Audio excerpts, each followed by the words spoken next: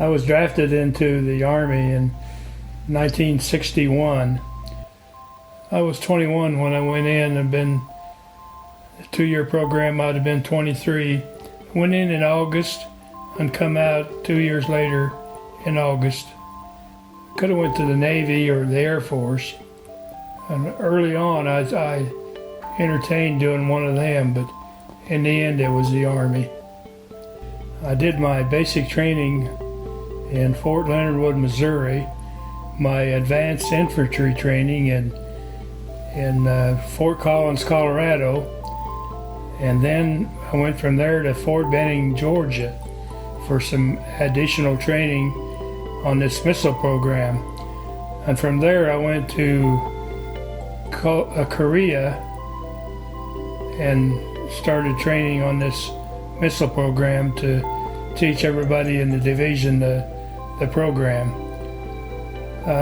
We fired the missile out in the mountains. There was a time or two when I was within a mile of the DMZ line, and the little town that we worked out of was Tokari. This guided missile thing, it was a brand new weapon system. It was to replace the 106 recoilless rifle, which was a tank weapon. It would penetrate a tank that was a mile away from you. The rifle the 106 recoilless would do that, and also the missile that we were trained on. It was supposed to be a better weapon system. And when I was trained on that down in Fort Benning, I started out, I wasn't very good at it. I'd release the thing and it'd go down between the trees and down a ravine, and I'd lose track of it, and I'd be pulling back on the joystick, and here pretty soon the missile would come up out, and I'd have control over it again. But later on, then I got really efficient at it when I was in Korea, and some of it was supposed to have been fired on top of a hill, just over so all that was sticking out was the top of the missiles in the Jeep. And then you could have view of a tank out there about a mile or a mile and a quarter away. And I got pretty efficient at firing that thing and had really good control of it. And when you would excite the thing out the back of the Jeep, in 10 feet it was going 180 miles an hour. So you had to have good control of it, or it'd go on the ground on you.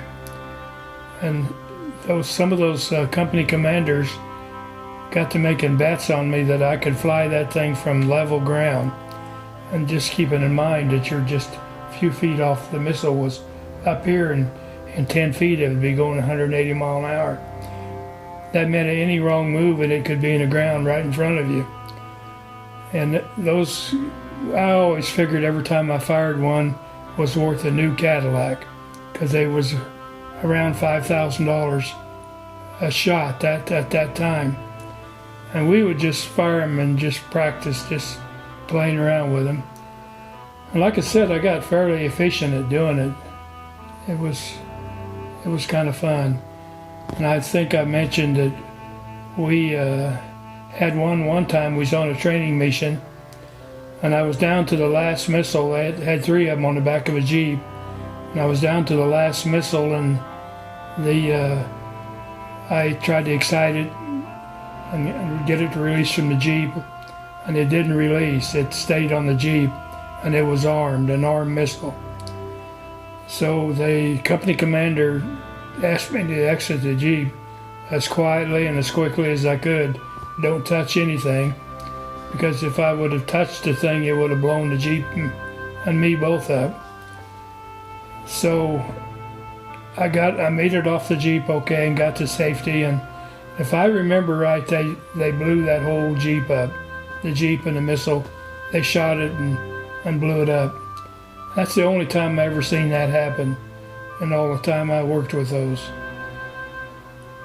And one time when I was in Korea, they said if we ever had the real thing, the North Koreans come over after us, that we would take both weapons out of the armory.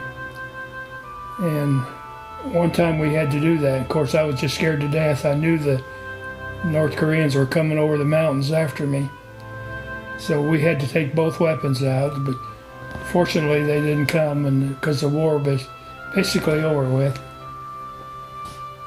So that was a new weapon system that got introduced over there, and we got to train everybody on how to use it, and I don't know how much longer it was used after I quit, after I left the service, but I think it was there for a while yet anyway. It was wire controlled, and you would fly it with a joystick, and you up and down and sideways, and as soon as you got out there, I think they figured about 180 feet out, you'd pick it up in your binoculars, and then you would control it the rest of the way to the site.